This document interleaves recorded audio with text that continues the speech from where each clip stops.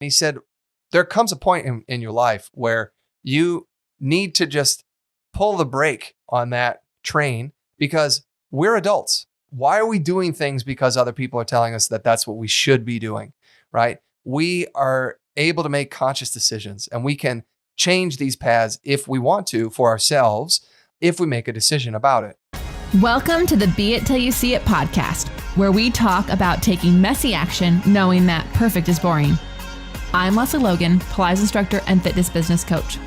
I've trained thousands of people around the world, and the number one thing I see stopping people from achieving anything is self-doubt. My friends, action brings clarity, and it's the antidote to fear. Each week, my guests will bring bold, executable, intrinsic, and targeted steps that you can use to put yourself first and be it till you see it. It's a practice, not a perfect. Let's get started. Welcome back to the Be It Till You See It interview recap, where my co-host in life, Brad, and I are going to dig into the intentional convo I had with Rodman Schley in our last episode. If you haven't yet listened to that interview, go back and listen to that interview, and then come back and listen to this interview, or listen to this one and listen to that one, or binge out on the entire week at one time. Who does it? I want to know. Today is June 13th, 2024, and it's Random Acts of Light Day.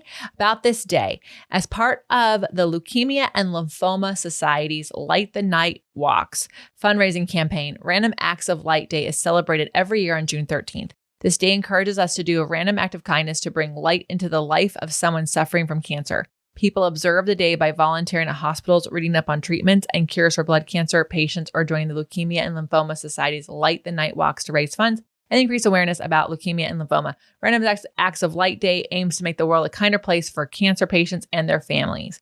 So really, if you don't want to do any of this logistical stuff, you could just do something randomly nice for someone with cancer in your life. I'm sure you know someone. We just had a friend, listener and member of our group whose husband passed away from cancer recently, and he'd been fighting for many years. And then Heather Ingram, who is one of our Elevate Grads agency members, she actually taught a MAT class for people after breast cancer, which I'm so excited that is now on the OPC site. Yeah. So giving people who have gone through it something for them. So, well, I just wanted to say something tell me. about all this.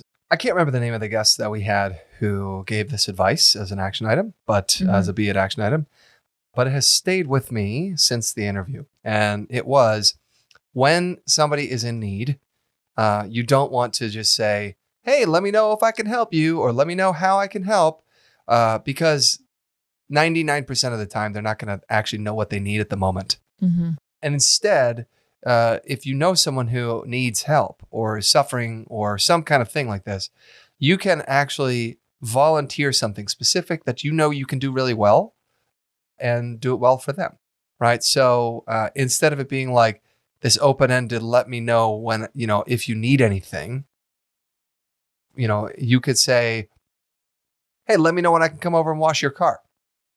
Something specific, something that's like tangible and like, oh my God, that would be fucking awesome. I would really, really appreciate that. So I just want to throw that back out there because it's really impacted me and how I respond to people who actually are going through something. And I wanted to remind all of you as well. Yeah.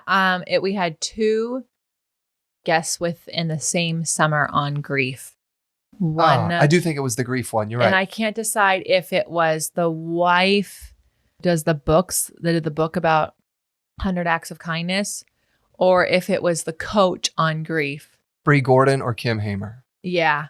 Both are great guys. Both worth listening to. Pretty sure. Bree has a quiz that will tell you which episodes to listen to based on like where you are in your griefs. Anyways, there was a coach about a month before Kim Hamer, but Kim Hamer, I think, was the one who was like very specific. She's a consultant in grief management. Yes, for corporations. Yeah. So she wrote the book on the 100 Acts of Kindness and 100 Acts of Love, something like that. And it was like different things you can do to be like for ideas on what to suggest and what to do you can do for people. It was really cool. She had the neighbor who like detailed her car and put oil in it and gassed it up and things like that. So today go do something active and random and nice for someone in need. There you go. This is your reminder. coming up, we have Cambodia retreat, February 2025. October, as you know, if you've been listening for a while, is sold out. So February is our next opportunity. If you're like, when's the next one? You know what? Don't know yet. And also stop postponing your joy. Stop postponing having a retreat. Some of you have been saying, I'm going to go to the next one for years now. This is your sign. Sign up for the February 2025 one. And then summer tour just launched and tickets are going like crazy. We have 13 cities. It is going to be amazing. We are going to kick it off in Las Vegas. I just wanted to throw out the URL, crowsnestretreats.com. Oh, for the retreat. crowsnestretreats.com for the retreat. And then the summer tour is opc.me/tour. You can check out, get your tickets for a friend, invite a friend. Your friends do not need to have done Pilates to come to these things. There's usually a mat class. There's a lot of fun things going on. So definitely do that. And then my mentorship program the applications are opening soon. It is possible we'll have opened them up. I don't think so at this point. I think it'll be opening towards the end of June and early July. Sure. We only can take 12 people in a group. Round 4 is wrapping up actually this weekend. When this episode comes out, will be their 4th weekend. That's crazy. It's so crazy. Thanks. I'm so excited for them. They're just amazing women. I love them so much. And then, so you can go to leslielogan.co/elevate to get on the wait list, because those on the wait list get the application invite. If you're not on the wait list, you don't. Probably why you don't. If you're like, I follow you on Instagram, I never knew. I don't talk about a lot. There's a lot of other things going on. And we only can take 12 people. So there you go. Barrels flashcards. Brad is insisting that you have an opportunity. This is the last chance to get on the wait list. 100% the last chance. The pre-sale is going to open up in just a couple days. Yeah, this is the last chance. It's the last time we're talking about it. You won't hear about it again until they're printing. Yeah, or until a year from now when we're doing the next deck. Yeah, so at any rate, you'll want to get on the wait list for that. opc.me/flashcard waitlist. opc.me/flashcard waitlist. And finally, many of you have been like, oh, how do I actually sign up for OPC? I really want to actually have consistency in my practice. I want to be someone who takes care of myself all of the time. I want to be someone who's priority number 1 in my life. Yeah. And if you are an OPC member, you learn how to do that because you have tons of people around you reminding you to do that. So opc.me/40, opc.me/40 gets you 40 days for $40. So that's $1 a day of Pilates. That's $1 a day. Come on now. Some places charge $400 a month. Yeah, holy hell. So here you go. Here's your opportunity. Get some Pilates you can afford. It's very accessible, really awesome teachers, really awesome community. It's awesome vibes all the way. Before we get into Rodman, we have an audience question. We sure did. This is from YouTube. Stella633 asked, hey, I love your channel and all the knowledge you share. I'm trying to buy a spine corrector, but there are so many different spine correctors on the Balanced Body website. Could you do a video comparing the pros and cons of the different spine correctors? Oh, and can you advise what East Coast, West Coast barrels mean? I know. So we'll do That's a great question, Stella. We'll do a YouTube video on this so you can have pictures. I feel like we almost need to do a long form team versus a live on this because I don't have the other barrels. So I would want our team to put pictures of the other barrels on there. But let me just answer what I can. East Coast versus West Coast. So there's this world of Pilates that was we called East Coast and West Coast. East Coast meaning classical, West Coast meaning contemporary. Really? Yes. I did not know that. Yes. So whenever you see East Coast or Clara, it means classical. And everything else is going to be a contemporary. And I can't tell you why there's different sizes in contemporary. I don't know that world very much, but what you want to get is a Contrology one. Contrology spine corrector is the spine corrector to get. And you will find that on Balanced Body's Contrology website. So it probably won't even be under all of the barrels that Balanced Body is showing because it'll be on the Contrology website. It is amazing. It is the closest to Joseph Ply's spine corrector that there is. And if you were listening to last week's episode, I talked about how important the spine corrector is because it really does help you, teach you the back bend that you need. Brad has been using the ladder barrel. I sure have. But guess what? That hump on the ladder barrel is the exact same as the spine corrector. Nice. Okay. Yeah. So that you can actually work and practice your back bends and build extension into your thoracic spine. You know what I've actually been doing? He's been hanging on it. No, I've just been laying over it and holding on and it's, if you've ever done yoga, y'all, and you ever get a back bend headache, there's this weird pressure that builds. And the blood flow is really messing with your brain. And I literally just hold on until I'm through the chaos. which it could take like the other day I did it and literally like I got weak trying to hold because it was such intense pressure. But like, I feel like I'm supposed to be able to do that and I shouldn't have to have that insane pressure every time. So I'm going to keep doing it every day until that happens less. Yeah, I think that's fine. Yeah, that's what I'm doing. Yeah. That's my Pilates, everybody. So the long and short of it without the visuals is the Contrology is the one you want to buy. Just saying. And our barrels flashcard deck is actually going to give you all the exercises you can do on it. And that you'll see me in my hot pink one. Oh, yeah. If you want a discount link, you can use our special link for the Contrology spine corrector. And the difference between East Coast and West Coast is just the schools of thought. Don't you love how nerdy it is? As if anyone who's not trained could even attempt to buy their own thing. And then people who are trained are like, what's East Coast versus West Coast? Yep. Welcome to another inner circle. I know. It is definitely, we're so inclusive here. Well, hey, great question, Stella. Thank you for asking that. Thanks for posting that. If you would like to ask us a question, stick around to the end of this episode. We actually are going to mention our phone number. You could just text us and ask that question, or we are on Instagram. You can send us a DM, or obviously we're also on YouTube. So the show itself is on YouTube. You can ask any questions there as well. Stick around. All right, now let's talk about Rodman Schley. Rodman Schley is a dynamic entrepreneur dedicated to helping individuals break free from unfulfilling work and discover their true purpose. He's passionate about guiding others towards building a life by their own design. As the author of The Outlier Mindset, which comes out on June 4th, Rodman shares his insights on achieving a fulfilling and successful life through purpose-driven living. Oh, his book comes out. Yeah, June 4th. That's so cool. So it's out. Oh, it's out. Yeah. It's totally out by the time you're hearing this. Oh, that's amazing. Go Rodman. Yeah, that just dropped That's on June so funny. 4th. His Instagram handle is Go Rodman. And I just said Go Rodman. Go Rodman. I now understand why he does that. Well, listen, I think this is like a humble bio here that we have for Rodman. Yeah, we should like beef it up for him. Yeah. So Rodman actually has at one point owned like, I don't know, a dozen companies at exactly the same time, which is chaos and insane. And I can't even imagine that.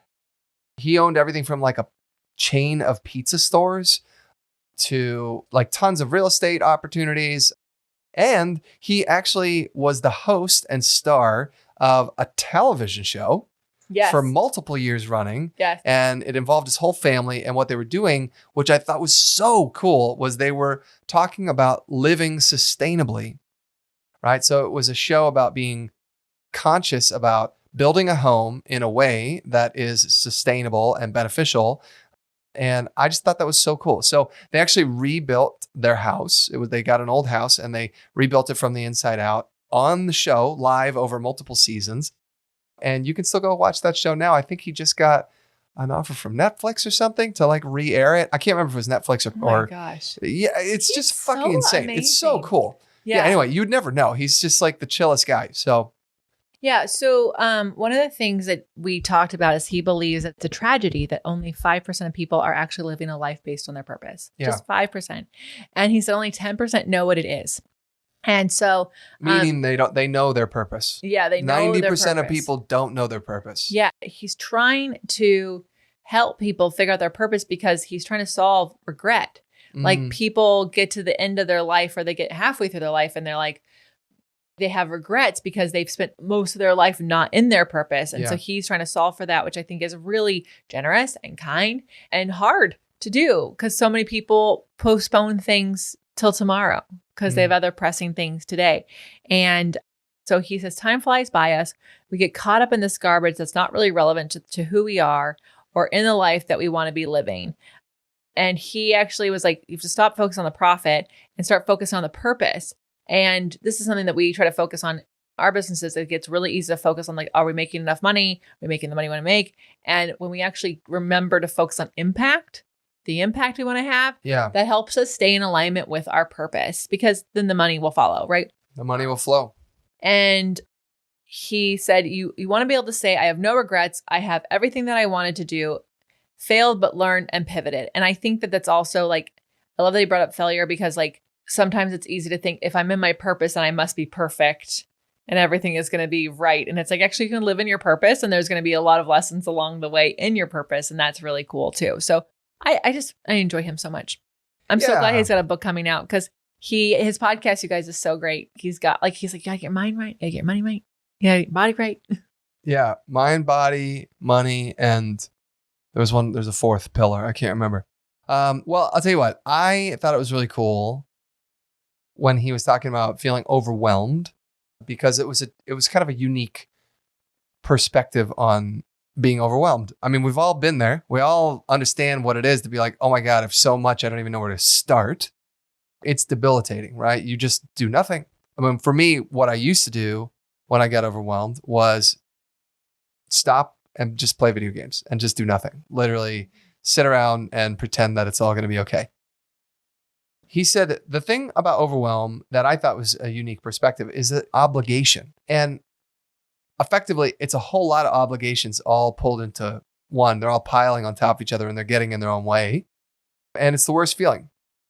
And he said it's a struggle because effectively you're doing things that you feel obliged to do, committed to do. It's a thing, you just have to do it, right? And ultimately, to live a life of freedom, he wants to help you shift that so that you're doing things because you want to do them, not because you're stuck doing with them, or you're overcommitted 1,000 times over and you're doing the PTA meeting and the art committee and going out and helping out do the soccer field and lining the soccer field and all this stuff, which sure, there's a bigger purpose for it all, but ultimately it leaves you last on the list, right? And you never actually have time to take care of yourself. It's just frustrating, right? So he said the hard part is we have this idea of what we are quote unquote supposed to be doing because that's what society tells us to do.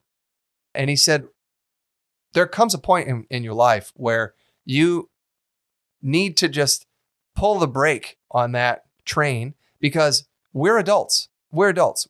Why are we doing things because other people are telling us that that's what we should be doing, right? We are able to make conscious decisions and we can change these paths if we want to for ourselves, if we make a decision about it, right? And I know it's harder. It's easier said than done. But I just thought it was refreshing to hear that, be reminded of that. Right. You know, maybe I'm still doing something today because, you know, it's what my parents expected of me when I was a teenager, but now I'm still doing it today. Why? You know, do I agree with it? Is it actually causing conflict in my life? Is it creating an obligation that I'm now, you know, adhering to, or it's one more thing I have to do? Maybe it's time for a change. Yeah. Yeah. I love that. I think that's good. I think it's good to evaluate, you know, it's too easy for us to just like keep going with it. And, you know, we have a coach who says it makes you a should head. It makes you a should head. Yeah. I love it. All right. When we come back, we're going to cover those be it action items from Rodman. Stick around. Okay. So finally, let's talk about those be it action items. What bold, executable, intrinsic, or targeted action items can we take away from your convo with Rodman Schley? He said, if you want to change, the first thing to do is start with a purpose. Whether you get a guide to do it on your own or do it on your own, you should establish what is important to you. Sit down and do that work, right? Sit down and identify what is important to you. I think that's the place to get started, right? We may have never actually clarified what is important to us. And so we think we know, but we've never actually conceptualized it in a tangible thought about this is important to me. And so therefore, this is helping me find purpose. Well, also, you might have clarified it with yourself, but not with the people around you. And then you get resentful. Like, why aren't they helping me do the thing that I'm here on this planet to do? And anytime we assume that people understand what our purpose is or why we're doing things, it makes it difficult. And it's like, you know, so I even have to remember to like clarify, here's why I want to do this thing. Here's why it's so important that it happens right at this moment. And here's why I'm doing it. Here's what it's going to do for me, or here's what it's going to do for us, or here's what it's going to do for others. And when you do that, people go, oh, okay, I see why this has urgency around it, you know, because sometimes we don't. And we go, why is this person bothering me? Why is my family wanting me to make dinner? I've got this big project coming up. But if you've never said, here's why this big project is so important to me. I've been wanting to do this at work for a really long time. I finally have this opportunity to present it in front of people. And it's really, truly like the thing that I've been wanting to do for so long. So what I need from you is to not expect me to bake dinner this week because I'm working on this thing, because this is part of my purpose. It's part of my plan. And here's why I'm doing it. Or even, spell it out. It could also be use that same logic for your self-care, right? Because people look at you and be like, why are you getting your nails done? Right? And you're like, this is important to me because it makes me feel better. Yes. Or maybe it's working out, your Pilates routine, or getting your hair cut or whatever it might be. But what I thought was really cool is Rodman had this idea of the sacred checklists, the checkboxes. Sorry, he has 4 after sitting down and running this exercise himself, and really trying to figure out.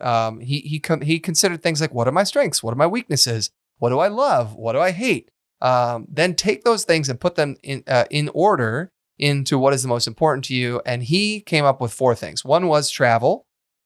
2 was, actually can't remember what his 4 were off the top of my head right now, but he said it allowed him to then make decisions based on, are they meeting these 4 checkboxes? If I'm going to go do this thing, does it fit into what is, what I've now decided is my purpose? And it allowed decision-making to happen that way, because for him, especially for him, he was overcommitted. He was overwhelmed, right? Obliged to run. He was doing 12 or 13 companies at the same time. He wasn't doing them for any other reason than he could, right? And they make money. So sure, I guess I should do these things, right? And he said when he sat down, figured out what his purpose was, then started making decisions based on, if I do this project, is it going to meet the 4 checkboxes that are helping me decide my purpose, or define my purpose?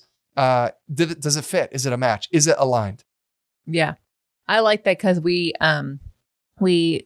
filter things for our values.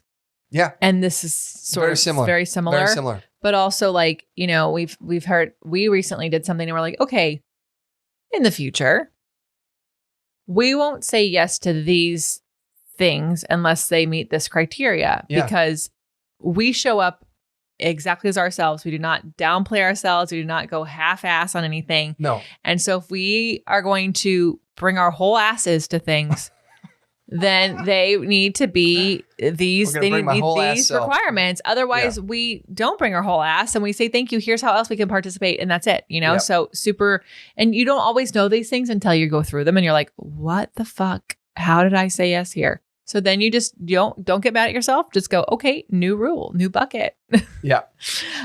What about you? So he said, go get your mindset and your body right. Woo. If you're going to go on a journey to start changing your life and you don't have your mindset right, you're going to fail because you're not sitting there with the right perspective on the way the way you're going into things. Yeah. And if you're not physically feeling good, how are you going to be at your best when you are trying to do the things in life that you really want to be doing? And I love this. So this is the be it till you see it. Yeah. If the version of you that you are trying to, in purpose, walks every morning, how can you walk in the morning? You don't have to wait till you get there to start walking. You can start walking if you're like, Lesley, I'm so busy, I don't have any time. You can walk outside your front door and walk back in. Like you can do it, right? So I want you to really think about that. And I think it's so important. So many people just push their bodies to doing things and then they get to where they want to go and their body can't keep up. And they go, why has this happened to me now? I finally got what I wanted. Yeah, because you didn't take care of yourself on the way there. Just didn't do it, And I want to say, like Brad mentioned, like you're getting your nails done could be like taking care of yourself. So many people put a lot of things in the vanity, privileged, I must earn it bucket. If getting your nails done actually makes you feel good and helps you show up 100% yourself, get your fucking nails done. They are not when we did my scheduling thing, I had to design your ideal schedule to live life you want to have. Someone said, oh, are getting my nails done glitter or gemstones? Meaning, is it something I can do anytime or it's gemstone time, meaning it's helping me move my business forward? And I said, just getting your nails done, like make you feel like your whole self. And she's like, yeah, I'm like, it's a rock. Yeah. It's actually part of self-care that is a priority in your schedule. And so I'm not saying everyone has to get their nails done to be taking care of themselves. That's not it at all. but make a list of things that you're like, these are the things I want to do for my self-care. And let's see how different versions of them could exist in your exact life right now. Maybe you can't afford to get your nails done right now. Guess what you can get?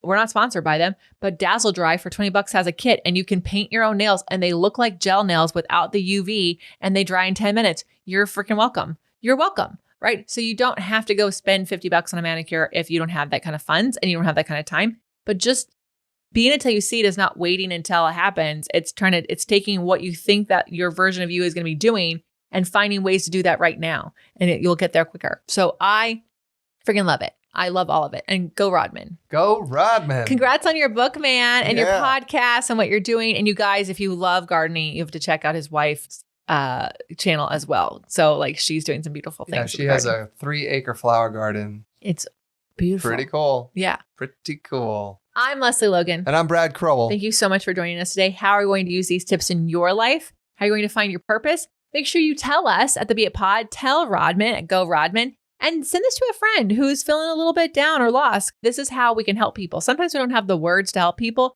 We think of them when we're listening to a podcast. You can actually just send it to them. Send it. You don't have to have the words. You can let the other person who has words and be inspired for them. All right. Thank you so much. And until next time, be it till you see it. Bye for now. That's all I got for this episode of the Be It Till You See It podcast. One thing that would help both myself and future listeners is for you to rate the show and leave a review. And follow or subscribe for free wherever you listen to your podcast. Also, make sure to introduce yourself over at the Be It Pod on Instagram. I would love to know more about you. Share this episode with whoever you think needs to hear it. Help us and others be it till you see it. Have an awesome day.